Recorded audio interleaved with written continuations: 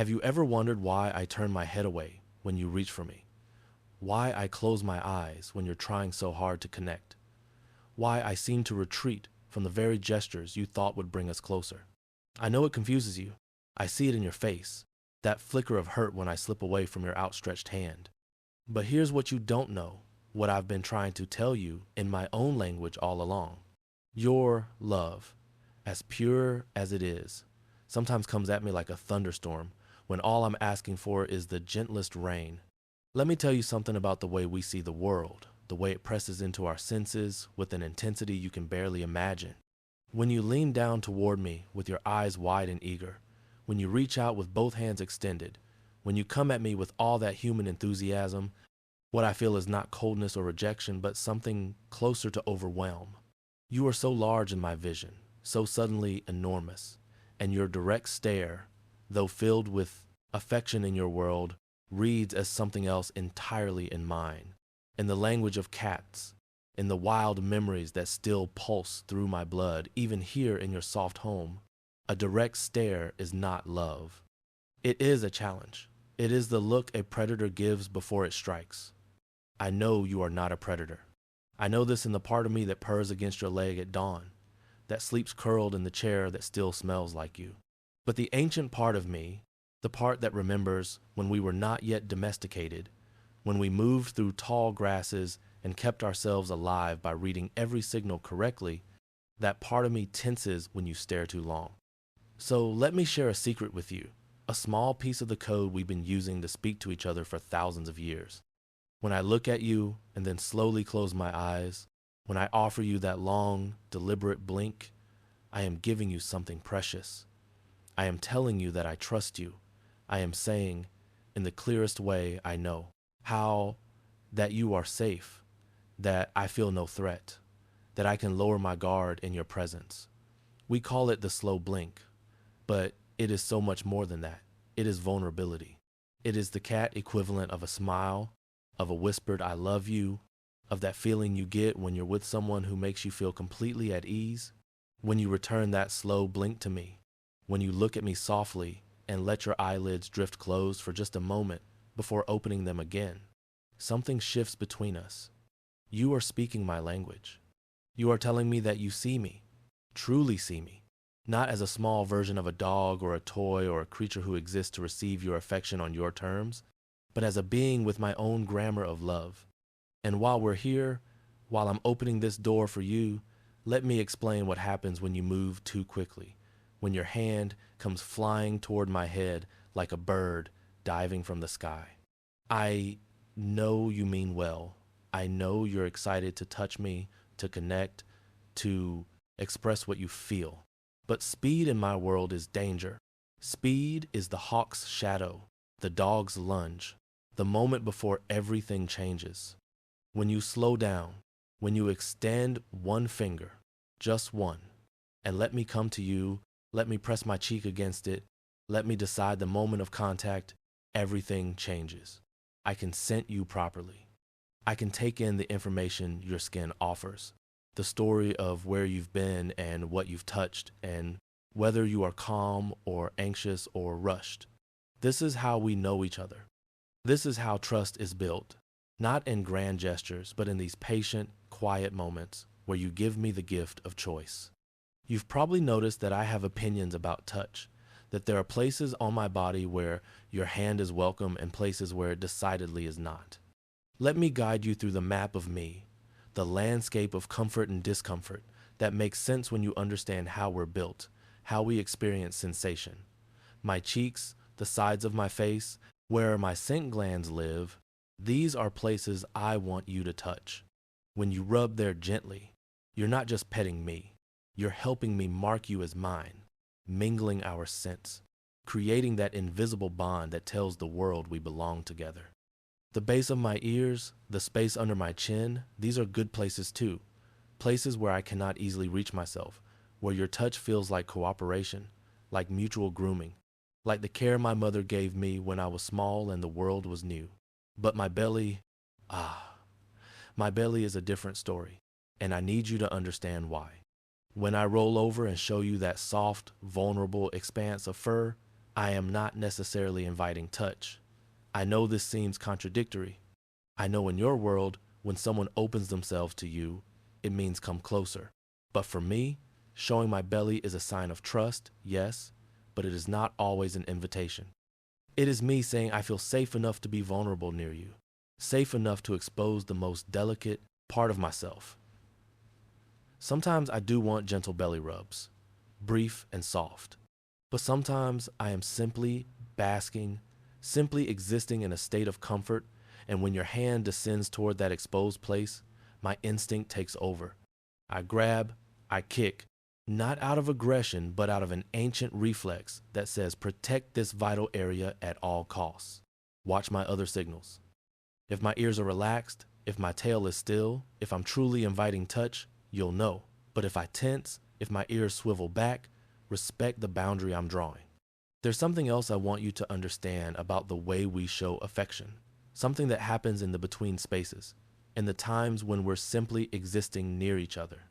You think love has to be loud, has to be physical, has to be proven through constant contact? But I love you in the quiet ways, in the choice I make each day to be in the same room as you, to follow you from space to space. Not because I need anything, but because your presence is where I want to be.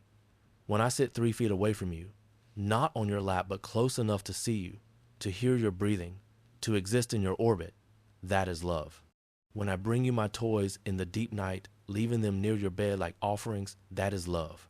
When I chirp at you from across the room, that small ascending sound that is neither meow nor purr, but something in between, I am checking in, saying, I see you, I'm here, we are together in this space. You've been taught that cats are aloof, that we are independent to the point of indifference, that we tolerate you rather than love you. But let me tell you what the researchers have discovered, what we've known all along, but humans are only now beginning to measure and understand. Our attachment to you is real. It is profound. It mirrors the bonds that human children form with their caregivers, the secure base from which we explore the world. When you leave, we notice. We wait. We listen for the particular sound of your key, your footstep, your voice. When you return, our stress hormones drop. Our world rights itself. We may not leap and bark and spin in circles, but that doesn't mean the reunion isn't significant. We show it in our way. We might walk towards you with our tail held high, that question mark curve that signals happiness. We might rub against your legs, marking you again, reclaiming you. We might simply look at you with soft eyes and blink slowly, once, saying, welcome home. I waited. I'm glad you're back.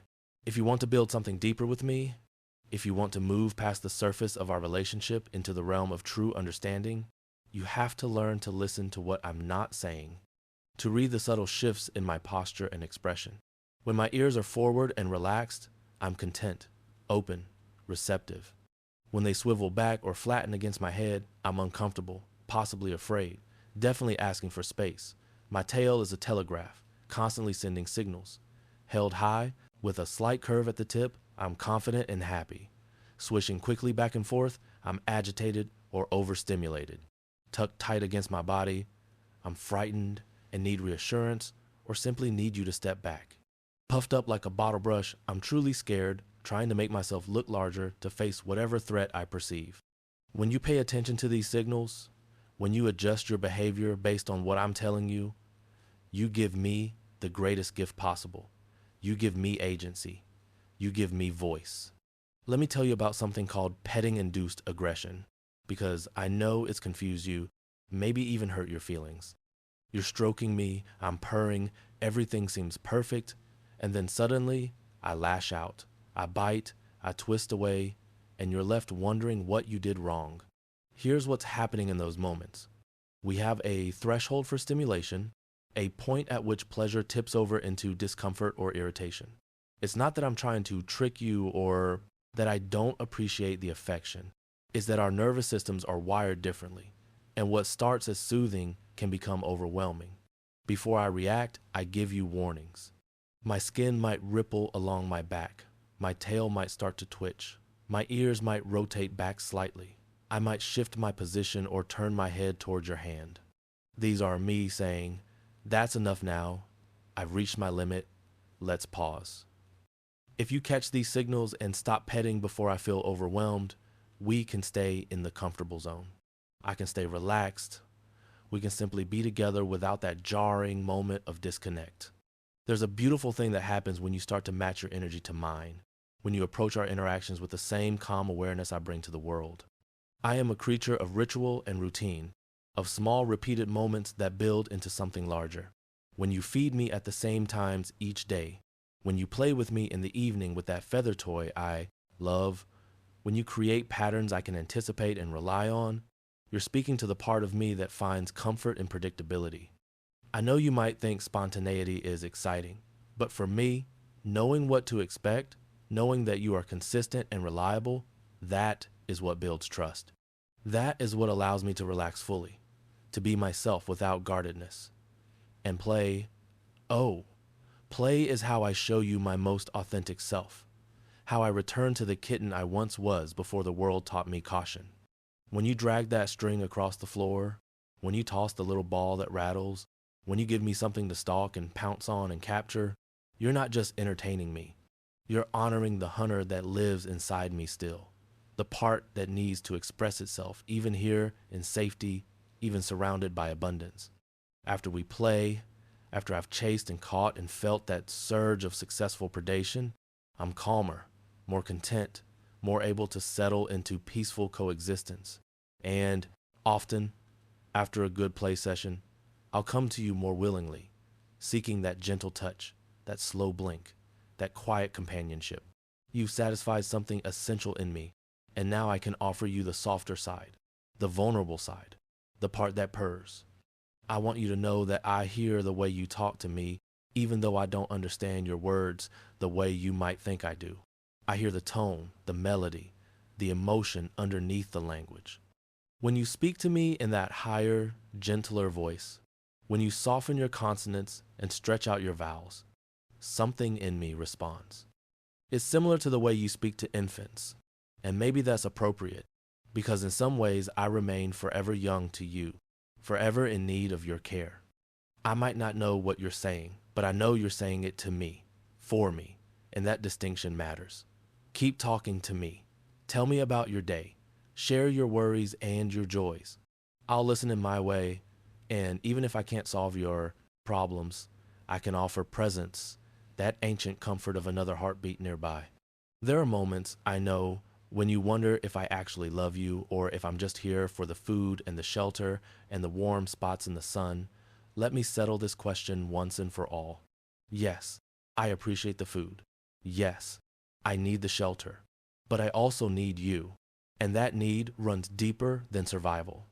Studies have shown that when given the choice between food and human interaction, many of us will choose you. Not because the food isn't important, but because connection is wired into us. Because we are social creatures who have evolved alongside you for millennia, shaping each other, learning each other's signals, becoming something neither of us would be alone. I am not wild. I am not fully domesticated either. I am something in between, something unique, a creature who has chosen to live alongside humans while maintaining my own nature. And that choice, that daily decision to stay close to you, to trust you, to share space and breath and moments of quiet communion, that is love. So here is what I'm asking of you, what I've been trying to teach you since the day we met. Slow down. Watch me. Learn to read the small signals, the ear flicks and tail positions and pupil dilations that tell you how I'm feeling. Blink slowly at me and wait for me to blink back. Let me come to you instead of always reaching for me. Respect my boundaries, especially around my belly and the base of my tail and the times when I simply need to be alone. Play with me regularly, giving me an outlet for my hunting instincts. Create routines I can depend on. Speak to me softly. Give me choices whenever possible. And understand that my way of loving you might look different from your way of loving me, but it is no less real, no less powerful, no less true. I am here, watching you with eyes that see in dimensions you cannot imagine, feeling the world through whiskers that detect the subtlest air currents, hearing frequencies that exist beyond your range. I am ancient and new, wild and tame, independent and bonded. I am your cat, and you are my human, and between us is a language that transcends words, a connection built on patience and observation and mutual respect. So the next time you see me across the room, try it. Look at me softly. Blink slowly. See what I do in return. And if you want to learn more about the secret language we speak, if you want to deepen this bond we share, stay with me. Subscribe to hear more of my stories. Let me teach you what it means to love in the language of cats. I'll be here, waiting, watching, ready to blink slowly at you whenever you're ready to blink back.